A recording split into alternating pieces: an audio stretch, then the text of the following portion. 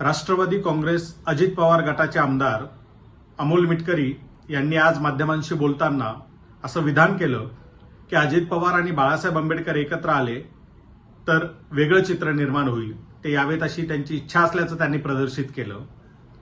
त्यावर माध्यमांनी प्रतिक्रिया विचारल्यानंतर वंचित बहुजन आघाडीच्या प्रदेशाध्यक्ष रेखाताई ठाकूर यांनी स्पष्टपणे भूमिका मांडली की ते जोपर्यंत भाजपच्या युतीतून बाहेर पडत नाही तोपर्यंत त्यांना सोबत घेण्याचा विचार केला जाऊ शकत नाही।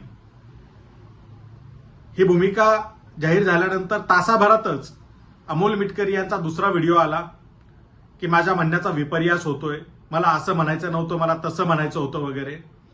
तर माझा अमोल मिटकरी यांना एक सल्ला आहे, त्यांना सांगणं आहे की बोलताना आपण विचारपूर्वक बोलावं आणि ज्याच्यावर ठाम राहता येईल, पलटी मारण्याची वेळ येणार नाही असंच बोलावं।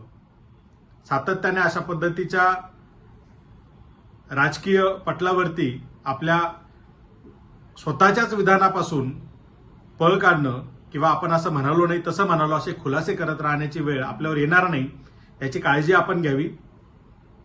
संबंध महाराष्ट्राने तुमचा तो व्हिडिओ ज्यात तुम्ही जाहीरपणे तुमची इच्छा प्रदर्शित केली होती तो बघितलाय आणि अवघ्या काही तासातच तुम्ही ते डिनाय करताय, तर हे बरं नाहीये। इथून पुढे आपण काळजी घ्याल अशी अपेक्षा।